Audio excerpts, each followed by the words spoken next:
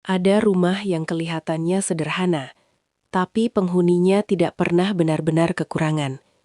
Rezekinya mengalir tenang. Masalah datang, tapi selalu ada jalan keluar. Hutang berkurang, hati pun lapang. Bukan karena warisan, bukan karena gaji besar, tapi karena ada kebiasaan dan aura baik di dalam rumah itu. Jika kamu ingin hidup bebas dari rasa sempit, jauh dari hutang yang menekan, dan rezeki terasa lebih berkah, maka dengarkan baik-baik, karena bisa jadi salah satu ciri ini sedang kamu abaikan. Berikut merupakan 5 ciri rumah yang selalu dibanjiri rezeki. 1. Penghuninya rajin bersyukur. Rumah yang selalu dibanjiri rezeki hampir selalu memiliki satu ciri paling dasar. Penghuninya rajin bersyukur, bukan hanya ketika hidup terasa mudah, tetapi juga saat keadaan terasa sempit. Rasa syukur bukan sekedar ucapan alhamdulillah di bibir, melainkan sikap hati yang menerima apapun yang datang sebagai titipan dari Tuhan.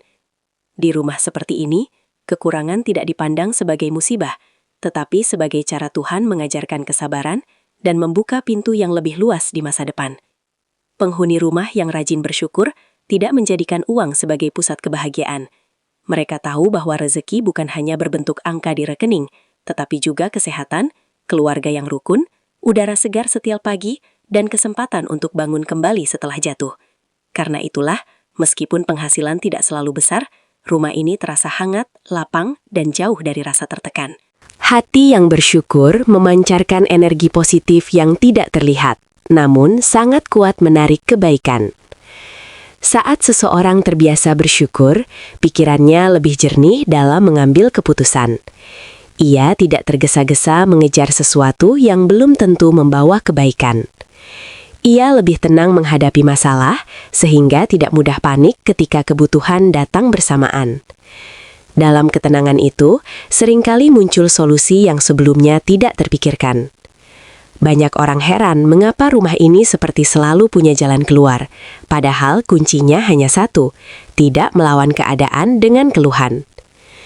Syukur juga membuat seseorang lebih peka terhadap peluang. Ketika hati tidak sibuk mengeluh, mata akan lebih jeli melihat kesempatan kecil yang bisa dikembangkan. Dari kesempatan kecil itulah, rezeki besar sering lahir. Rumah yang penuh syukur biasanya dihuni orang-orang yang tidak malu memulai dari bawah, karena mereka percaya setiap langkah kecil tetap bernilai di mata Tuhan. Di dalam rumah ini, percakapan sehari-hari jarang diwarnai keluhan berlebihan. Jika ada masalah, mereka membicarakan solusi, bukan saling menyalahkan. Kalimat seperti "kita pasti bisa" lebih sering terdengar daripada "kenapa selalu begini". Inilah yang membuat suasana rumah terasa ringan dan tidak membebani jiwa siapapun yang tinggal di dalamnya. Ketika syukur menjadi kebiasaan, rezeki pun terasa lebih betah tinggal. Bukan karena jumlahnya selalu besar, tetapi karena ia selalu cukup. Rumah ini mungkin tidak mewah, namun penghuninya jarang merasa miskin. Mereka hidup dengan hati yang lapang, dan dari kelapangan itulah Tuhan menambahkan lebih banyak lagi kebaikan. 2. Ada doa di setiap sudut rumah. Rumah yang selalu dibanjiri rezeki hampir selalu memiliki satu kebiasaan yang tampak sederhana, namun dampaknya sangat besar. Doa yang hidup di dalamnya. Bukan hanya di waktu-waktu tertentu, bukan pula hanya di satu ruangan khusus, tetapi terasa di setiap sudut rumah. Di rumah seperti ini, doa bukan formalitas, melainkan nafas kehidupan. Saat bangun tidur, sebelum makan, ketika hendak keluar, bahkan saat menghadapi masalah, nama Tuhan selalu disebut lebih dulu. Doa yang rutin menciptakan suasana batin yang berbeda. Rumah tidak hanya menjadi tempat berteduh dari panas dan hujan, tetapi menjadi ruang yang penuh ketenangan. Ketika seseorang melangkah masuk, ada rasa damai yang sulit dijelaskan. Seolah ada energi lembut yang menyelimuti. Inilah rumah yang hidup, bukan sekadar bangunan. Banyak orang tidak menyadari bahwa ketenangan batin adalah magnet terbesar bagi rezeki. Penghuni rumah yang membiasakan doa akan lebih mudah menerima keadaan, baik dalam kelapangan maupun kesempitan. Mereka tidak merasa sendirian saat menghadapi masalah, karena yakin ada Tuhan yang selalu mendengar. Keyakinan ini membuat hati lebih kuat, tidak mudah runtuh oleh tekanan. Dari hati yang kuat inilah, sering muncul keputusan bijak yang menyelamatkan mereka dari kerugian besar. Doa juga menjaga rumah dari konflik yang berlarut. Saat emosi memuncak, doa menjadi penenang. Kata-kata yang seharusnya melukai pun bisa tertahan. Rumah yang sering diliputi doa jarang dipenuhi pertengkaran panjang, karena setiap orang lebih cepat ingat untuk menahan diri. Ketika suasana damai terjaga, rezeki pun terasa lebih lancar, sebab tidak tertahan oleh energi negatif. Menariknya, banyak penghuni rumah penuh doa yang merasa ditolong di saat-saat paling sempit. Ada saja jalan keluar yang muncul di luar dugaan. Bisa lewat orang lain, peluang kecil, atau bahkan ketenangan hati yang memberi kekuatan baru. Mereka percaya bahwa ini bukan kebetulan, melainkan buah dari doa yang terus dipanjatkan. Rumah seperti ini juga menumbuhkan harapan. Anak-anak tumbuh dengan keyakinan bahwa hidup bukan sekadar perjuangan, tetapi juga tempat bersandar pada Yang Maha Kuasa. Mereka belajar bahwa setiap usaha harus disertai doa. Dari sini, mental kuat dan optimis terbentuk sejak dini. Ketika doa menjadi kebiasaan, rumah berubah menjadi tempat yang penuh cahaya batin. Rezeki mungkin datang dengan cara yang tidak selalu sama, namun selalu terasa cukup. Disinilah letak keajaibannya. Rumah yang penuh doa jarang benar-benar kekurangan, karena di dalamnya selalu ada harapan, ketenangan, dan keyakinan. 3. Tidak suka mengeluh soal uang. Rumah yang selalu dibanjiri rezeki memiliki satu kebiasaan yang jarang disadari, yaitu tidak menjadikan keluhan sebagai budaya, terutama keluhan tentang uang. Di rumah ini, kekurangan tidak diumbar setiap hari, tidak dijadikan bahan obrolan yang melemahkan, dan tidak dipakai untuk menyalahkan keadaan. Bukan berarti mereka tidak pernah kesulitan, tetapi mereka memilih untuk tidak hidup di dalam keluhan itu sendiri. Mengeluh tanpa sadar membentuk pola pikir sempit. Kata-kata seperti selalu kurang, hidup susah, atau rezeki seret, bila diulang terus, akan tertanam dalam pikiran. Lama-lama, seseorang mulai percaya bahwa dirinya memang pantas kekurangan. Dari sinilah rezeki terasa semakin jauh, bukan karena Tuhan menutup pintu, tetapi karena hati sendiri yang menutupnya lebih dulu. Di rumah yang rezekinya mengalir, penghuni lebih sering berbicara tentang solusi daripada masalah.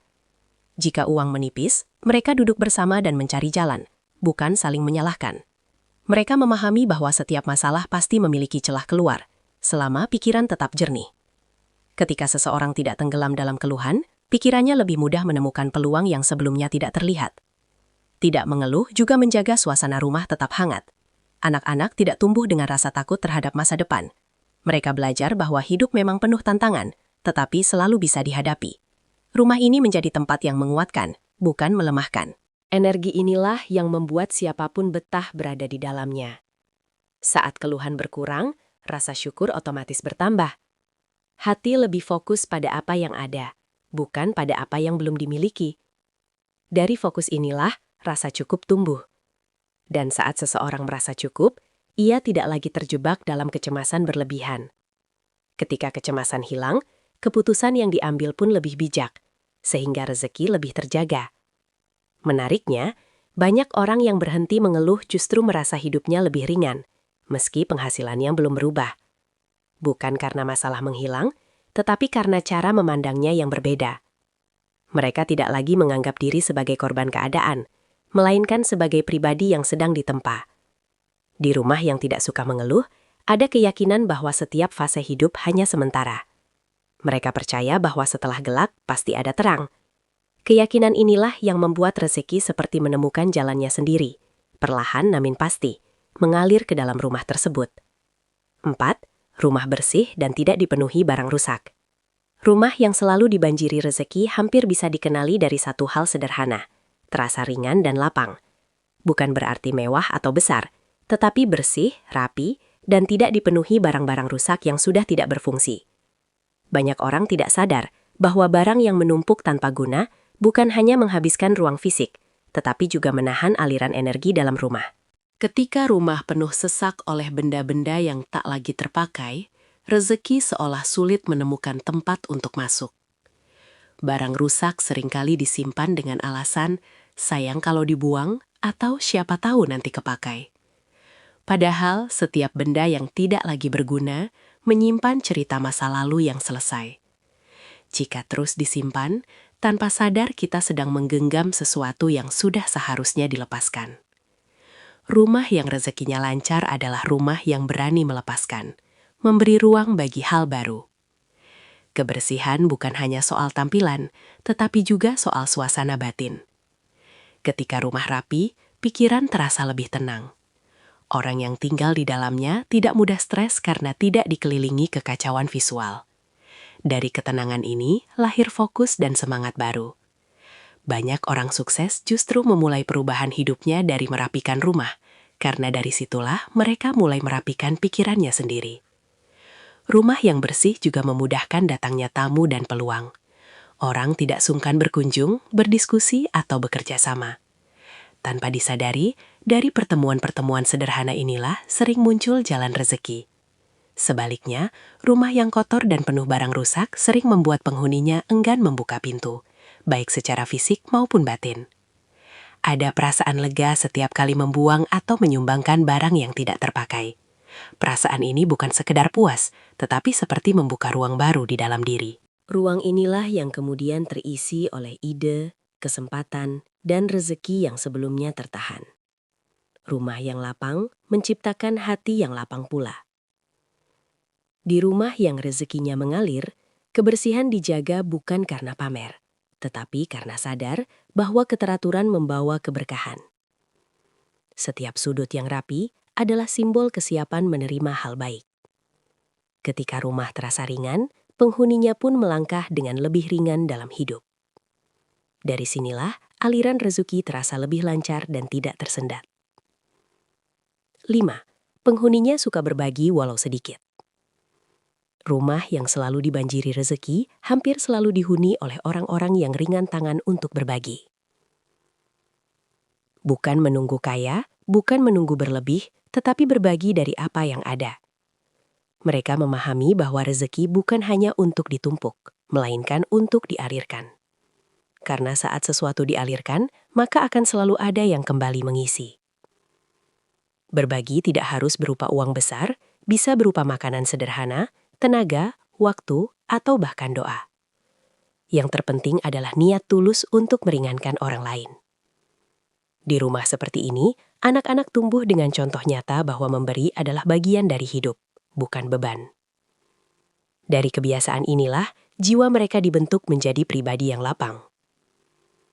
Saat seseorang berbagi, hatinya terbebas dari rasa takut kehilangan. Ia percaya bahwa Tuhan tidak pernah kekurangan cara untuk mengganti.